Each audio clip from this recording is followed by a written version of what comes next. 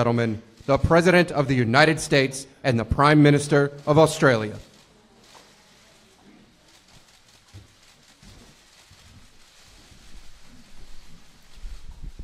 Thank you very much. Thank you. Today I'm honored to welcome my friend, Prime Minister Turnbull of Australia, and Mrs. Turnbull. Thank you very much. It's a great honor. We're looking forward to sending our newly nominated ambassador, Admiral Harry Harris, to you very shortly. He's an outstanding man. You're going to find that. He's a great man.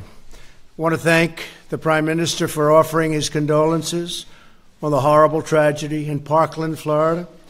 Americans are grateful for the prayers and support of our Australian friends, and friends they are, as our entire nation grieves the senseless loss of 17 precious lives and all of the horribly injured. The United States and Australia are currently honoring 100 years of mateship, a term that you used very beautifully, Mr. Prime Minister. A century has passed since brave Americans and Australians first fought together in World War I. Over the last 100 years, our partnership has thrived as a bulwark of freedom, security, and democracy. Last spring, the Prime Minister and I celebrated the remarkable 100-year milestone during an extraordinary evening on the USS Intrepid. And my friend Greg Norman and Anthony Pratt and some of the others who are in the room today, they were, hello folks, stand up Greg, stand up Anthony, where's Anthony? Good. It was a great evening. Thank you. This afternoon, I'm pleased to announce that the United States will name the Littoral Combat Ship 30, the USS Canberra, in honor of an Australian cruiser lost fighting alongside the U.S. Navy during World War II. Our Secretary of the Navy has chosen Australian Minister of Defense Maurice Payne to be her sponsor. I know that the USS Canberra will be a worthy successor to both her Australian namesake and her American predecessor, the former Navy Baltimore-class heavy cruiser, USS Canberra. As she sails the open sea, the new USS Canberra will symbolize to all who cross her path the enduring friendship between the United States and Australia. There is no closer friendship. Today, strengthened by our common values and history, we're working together to promote our mutual interests. I want to thank the Prime Minister for serving as a strong voice for peace and stability across the entire Indo-Pacific region. Australia is one of our closest partners in our campaign of maximum pressure to denuclearize the Korean Peninsula. Today, we put the strongest sanctions on Korea that we have ever put on a country. We must continue to stand together to prevent the brutal dictatorship from threatening the world with nuclear devastation. Our nations likewise share a commitment to keeping our people safe from terrorism. Australian troops are currently serving alongside Americans and our partners in Afghanistan and the coalition to defeat ISIS. Together, we're denying terrorists safe haven, cutting off their funding, and discrediting their wicked ideology. ISIS land has been largely recaptured, almost 100%, I'm very honored to say. And they are on the run. Our strong partnership can also be seen in our flourishing economic relationship. Australia remains a key market for U.S. defense products. We make the greatest products in the world, so you have very good taste in choosing our product.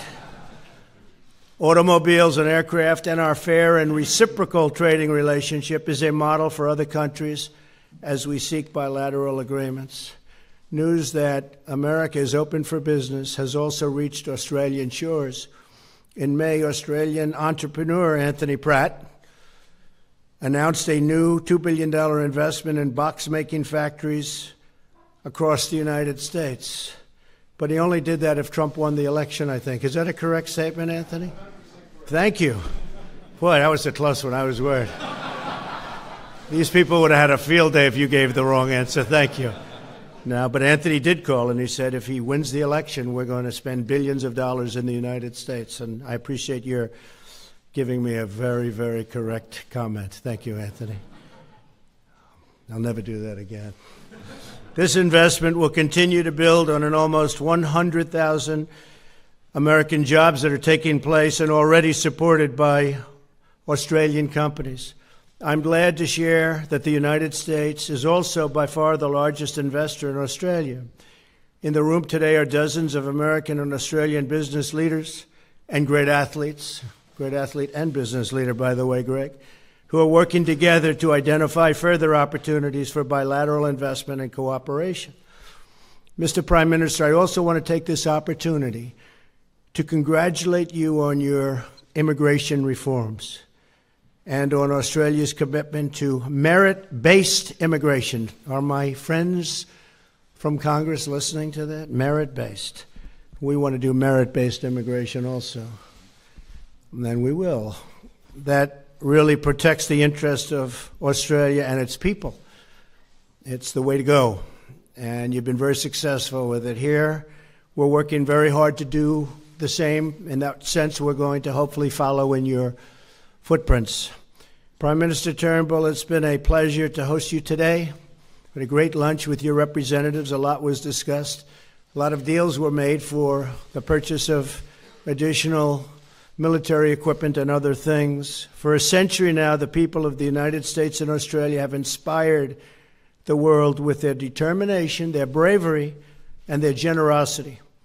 I know that our close friendship and enduring alliance and our personal friendship will grow even stronger in the century to come.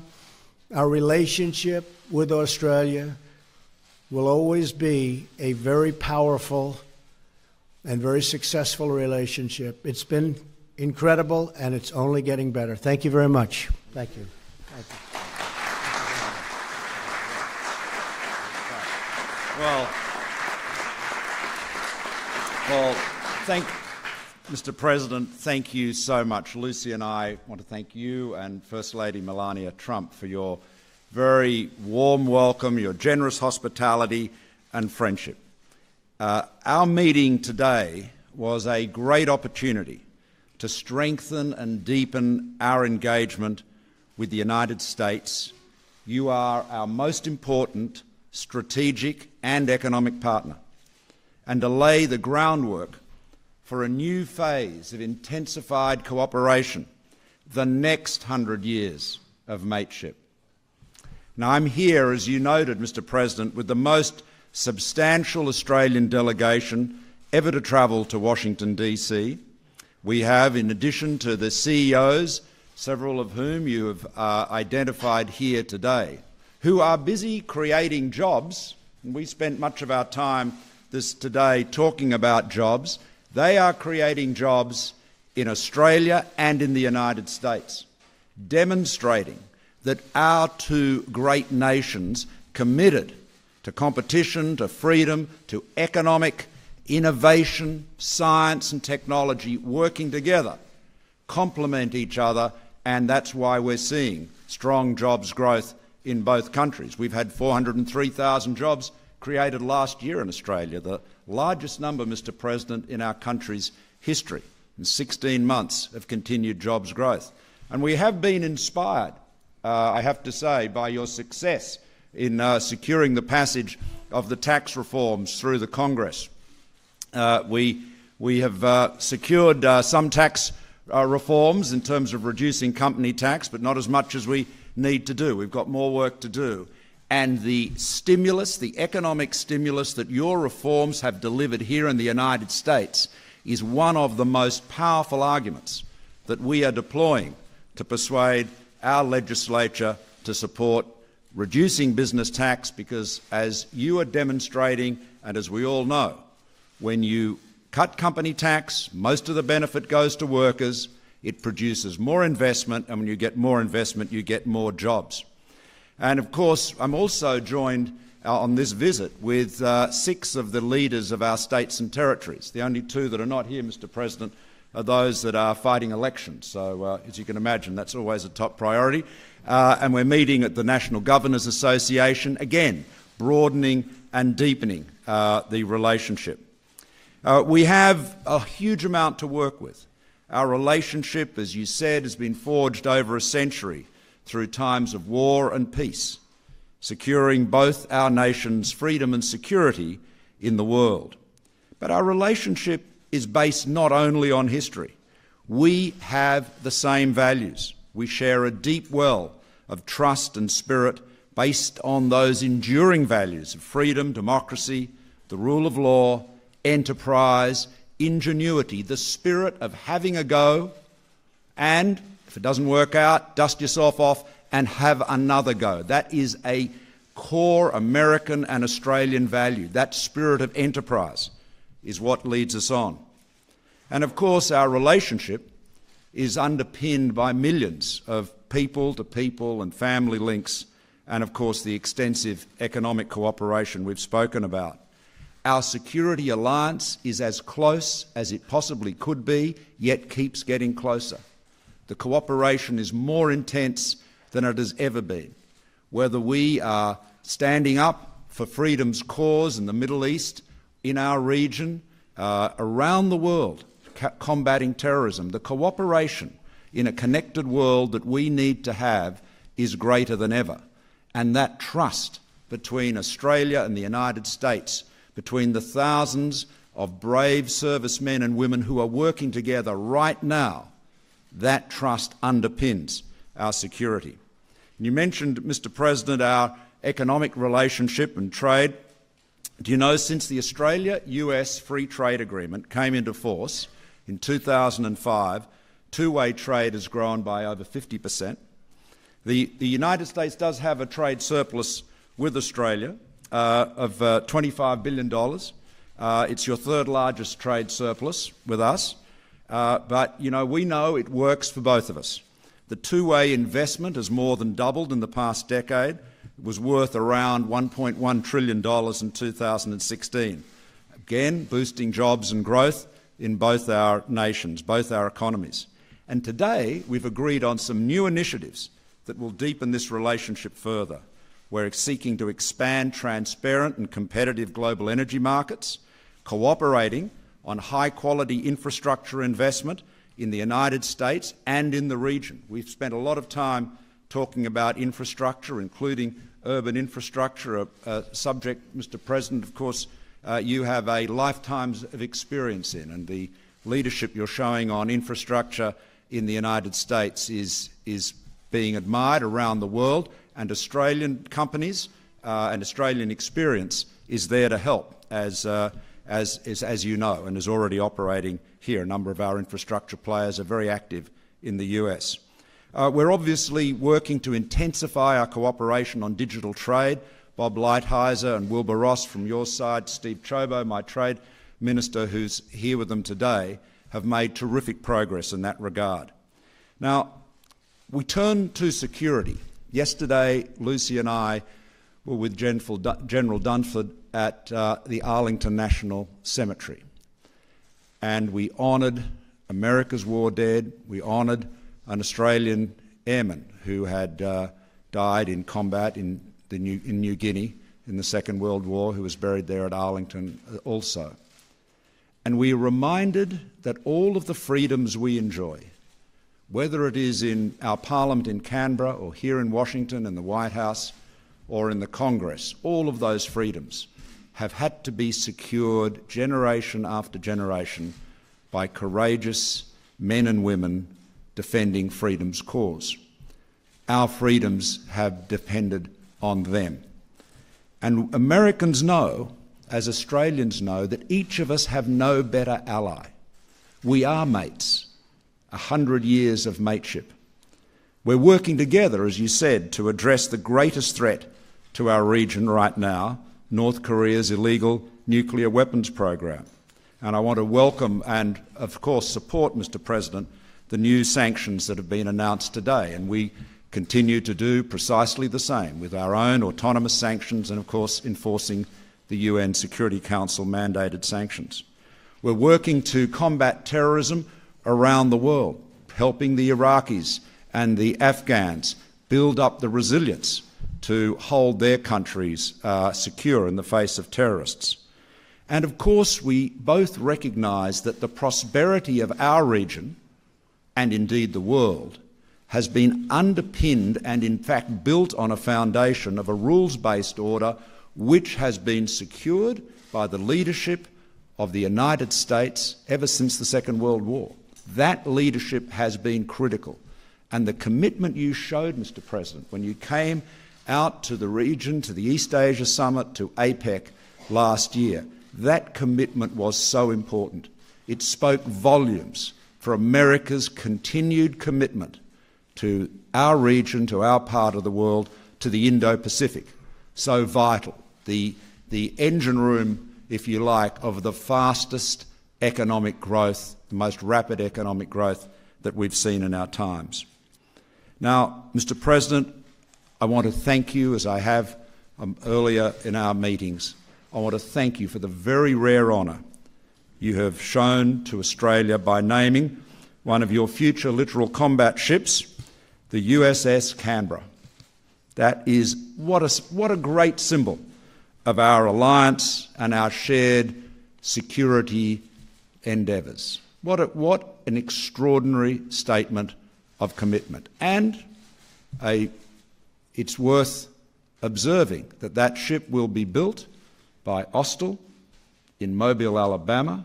So you have an Australian company with American workers operating in the United States, building ships for the US Navy. What a great example of 100 years of mateship. And when you grieve, as you said, you noted at the outset, so do we. Is that okay? How about Trey from One America News? Trey, where are you? Hi. Good, Trey. Go ahead. Thank you, Mr. President. Yes. I have a couple questions for you. If you how about one?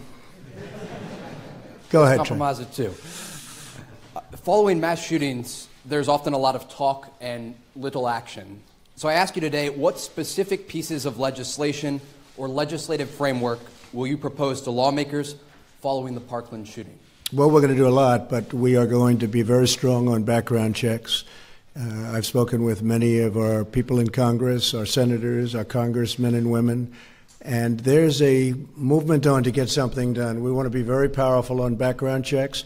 When we're dealing with the mentally ill, as we were in this last case, he was a very sick person and somebody that should have been nabbed. I guess they had 39 different occasions where they were able to see him or potentially see him.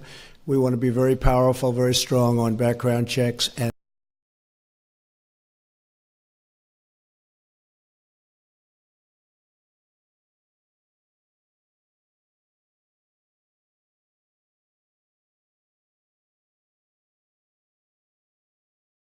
very, very important that we have offensive capability as well as defensive capability that's within the schools, because when you have a gun-free zone, you're really inviting people to come in and do whatever you have to do and oftentimes get out. Now, I was the one that brought up the fact that these shootings on average last 3 minutes, and it takes anywhere from 6 to 10 minutes for the police to get to the site.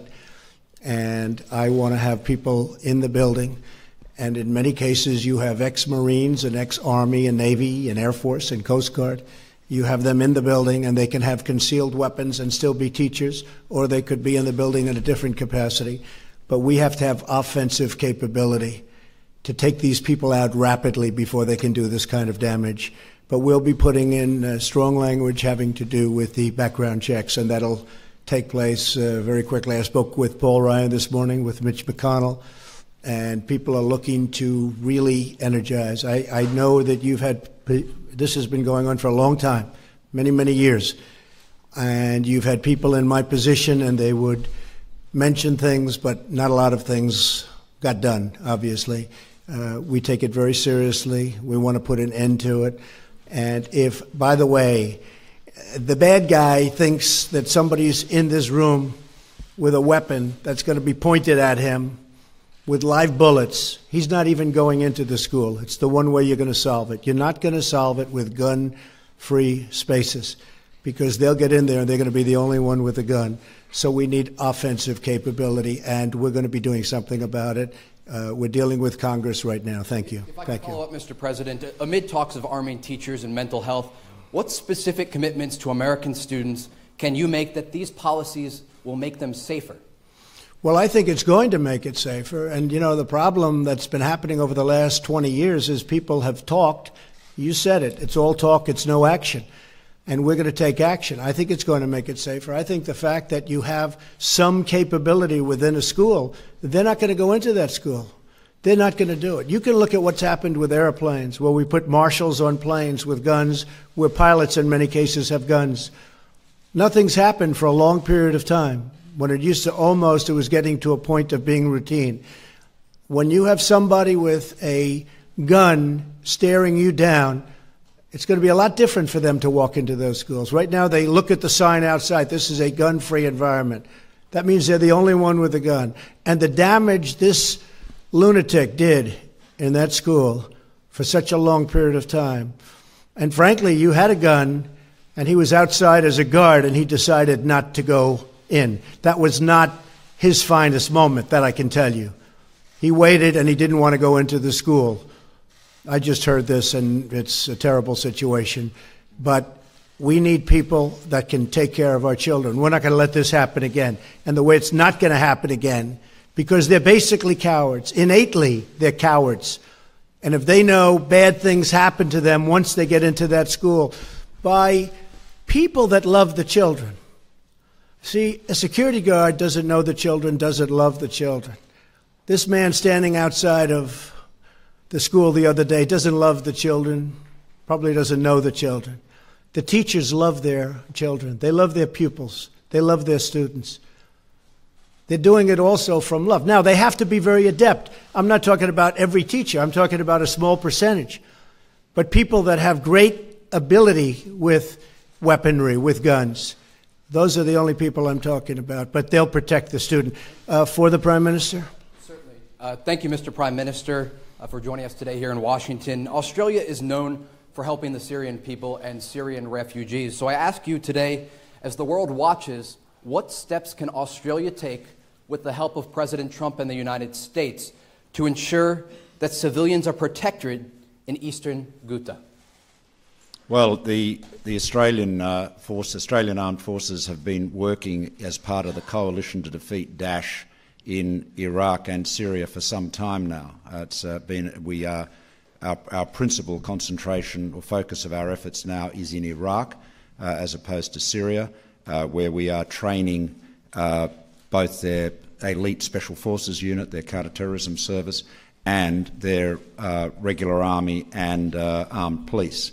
We have trained over 30,000 personnel at our task force Taji, which is based at the Taji airfield near Baghdad.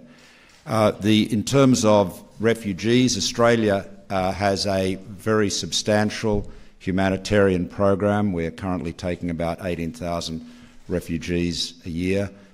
We've taken 12,000 in addition to that, from the Syrian conflict zone. But we determine we are very careful about security, of course, in terms of our humanitarian program.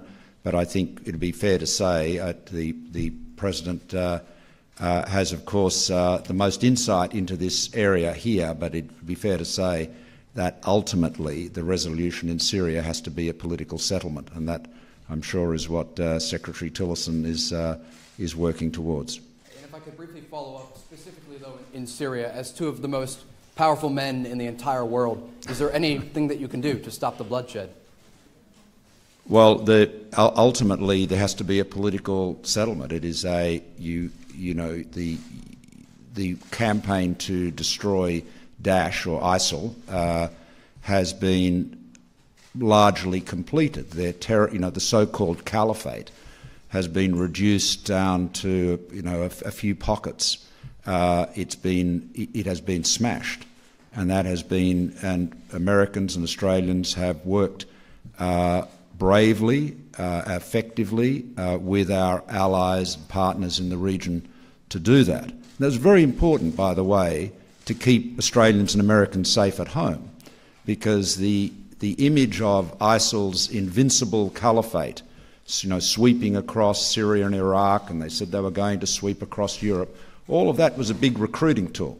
So this was a very important part of our global effort. But ultimately, the settlement in that region has to come from a political settlement among the people who live there. I will say what Russia and what Iran and what Syria have done recently is a humanitarian disgrace. I will tell you that. We're there for one reason. We're there to get ISIS and get rid of ISIS and go home. We're not there for any other reason. And we've largely accomplished our goal. But what those three countries have done to people over the last short period of time is a disgrace. Okay, would you like to ask a question, Mr. Prime Minister? Yes, I think, yes, we're Phil Curry from the Australian Financial Review. Thanks, gentlemen. Mr. Trump, Mr. Turnbull. Phil Curry from the Financial Review. To you, Mr. Trump, just on the region and China and associated issues, the United States Navy has conducted frequently freedom of navigation sail-throughs through the disputed areas. Would you like to see the Australian Navy participate directly in those operations alongside the US allies? And whilst on the region, could I ask you what your latest thinking is on the Trans-Pacific Partnership? Are you softening your opposition to that, or do you remain as opposed as ever? Well, I think the Trans-Pacific Partnership was not a good deal for us. And if they made it a good deal for us, I'd go in. But honestly, it wasn't. I like bilateral deals much more than multilateral. I like to be able to negotiate with one country, and if it doesn't work out, you terminate. And during the termination notice, right after you get sent, they call you and they say, please, let's make a deal, and you fix the deal. When you get into multi, you can't do that. But Trans-Pacific Partnership, TPP was a very bad deal for the United States. It would have cost us tremendous amounts of jobs, would have been bad. But there's a possibility we would go in, but they will be offering us a much better deal. I would certainly do that. As far as your lanes are concerned, we'd love to have Australia involved, and I think Australia wants us to stay involved. I have to say we've developed a great relationship with China, other than the fact that they've been killing us on trade for the last long period of time. Killing us, absolutely killing the United States on trade. But we have developed a great relationship with China, probably closer than we've ever had. And my personal relationship, as Malcolm can tell you, with President Xi is, I think, quite extraordinary. He's somebody that I like, and I think he likes me. With that being said, he likes China, and I like the United States. But a lot of things are happening. It's going to be a very interesting period of time.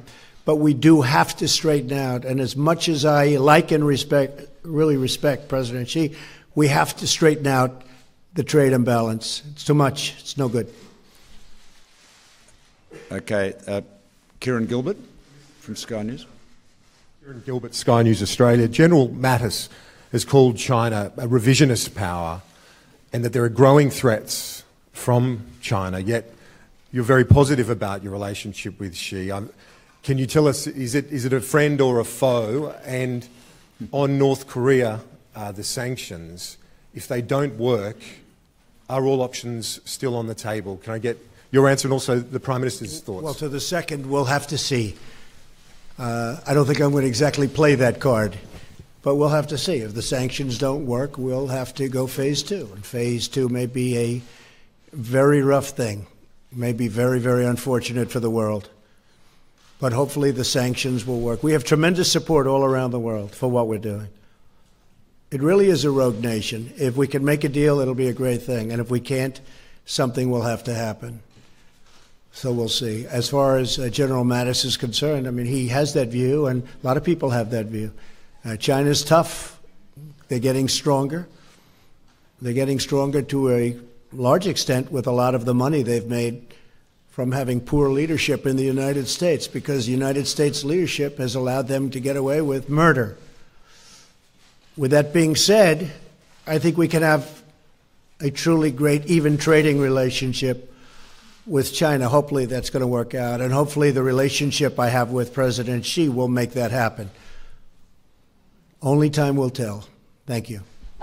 Well, I can confirm that President Trump and President Xi see eye to eye in every respect, and they have it's very clear at the meetings I've been at, which we've attended in the region, the East Asia Summit, and so forth, APEC, the respect that they have with each other, and I think it's the single most important relationship between China and the United States. It's clearly very respectful, very frank, very clear-eyed.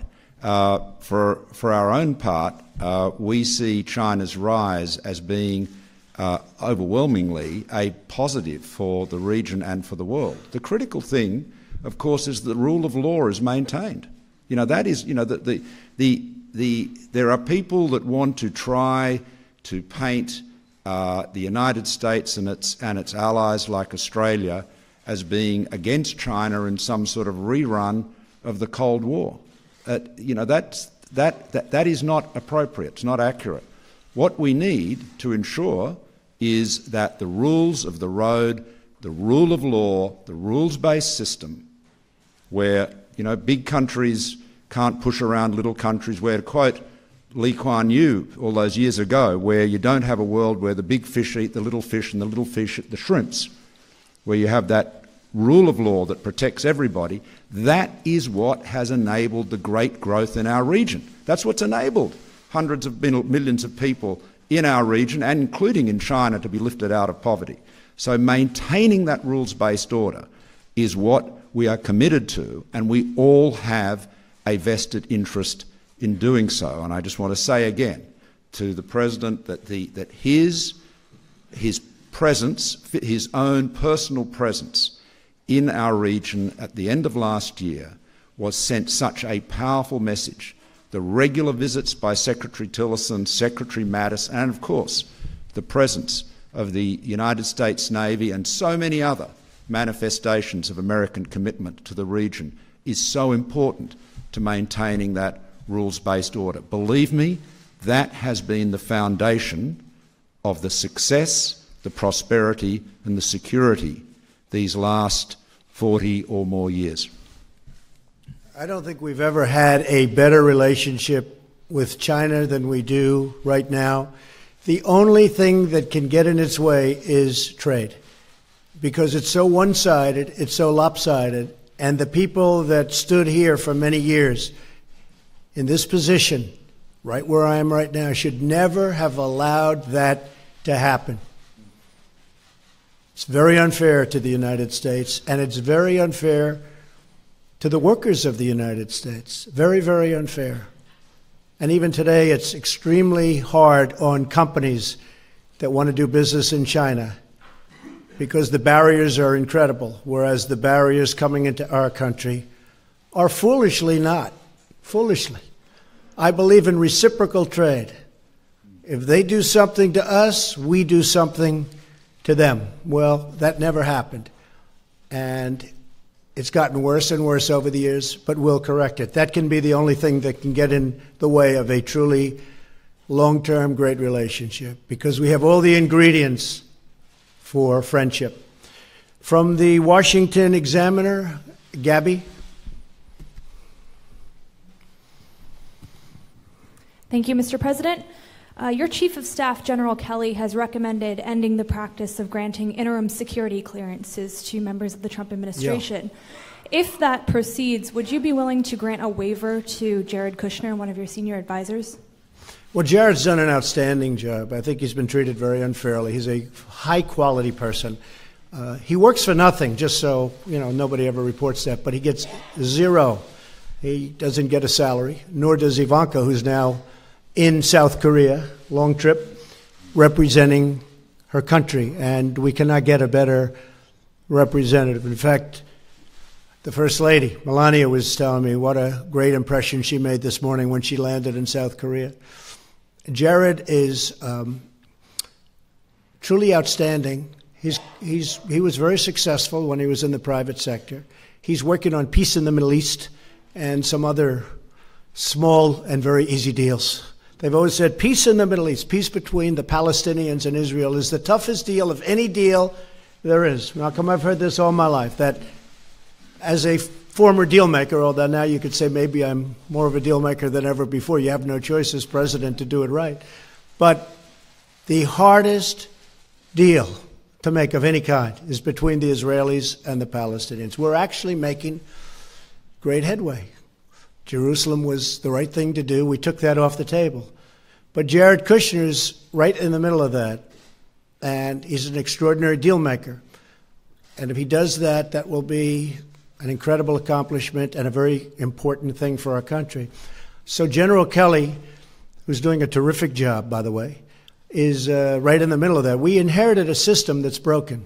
It's a system where many people have it's taken months and months and months to get many people that do not have a complex financial, complicated financials. They don't have that, and it's still taken months. It's a broken system. And it shouldn't take this long. You know how many people are on that list? People with not a problem in the world. So that'll be up to General Kelly. General Kelly respects Jared a lot, and General Kelly will make that call. I won't make that call. I will let the general, who's right here, make that call. But Jared's doing some very important things for our country. He gets paid zero. Ivanka, by the way, gets paid zero. She gave up a very good and very strong, solid, big business in order to come to Washington because she wanted to help families and she wanted to help women. She said, Dad, I want to go to Washington. I want to help women. And I said, Washington's a mean place. She said, I don't care. I want to help women. I want to help families. And she was very much involved, as you know, in the child tax credit. And now she's working very much on family leave, things that I don't think would have been in the agreement if it weren't for Ivanka, and some of our great senators, etc. But she was very much in the forefront of that. So I will let General Kelly make that decision, and he's going to do what's right for the country, and I have no doubt he'll make the right decision. Okay? Thank you very much. Thank you. Mr. Prime Minister, your country conducted a buyback program of semi-automatic weapons back in the mid-'90s and hasn't had a mass shooting ever since. Is this something that you've discussed with President Trump, and did you at all urge him to reconsider his current recommendations to combat mass shootings in the United States?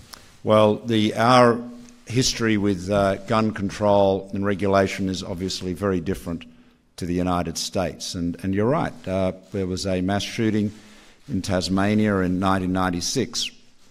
And my predecessor, John Howard, who's very well known here in the United States, Prime Minister for nearly 12 years, John undertook some very big reforms, and basically semi-automatic and let alone automatic weapons are essentially not available. Indeed, there are many classes of the range of firearms that are available to people that don't have a specific, professional need, like, people who are involved in pest control and so forth, are very, very limited. But it's a completely different context, historically, legally, and so forth. We are very satisfied with our laws. We maintain them. They're there. They're well known. You've referred to them. But we certainly don't presume to provide, a policy or political advice on that matter here. This is you have an amendment to your constitution which deals with gun ownership. You have a very, very different history, and I will focus on our own political arguments and debates, and wish you wise deliberation in your own. And I have to add to that, they're very different countries with very different sets of problems. But I think we're well on the way to solving that horrible problem that happens far too often in the United States. Thank you very much, everybody. We appreciate it. Thank you. Mr. Prime Minister, thank you very much. Thank you.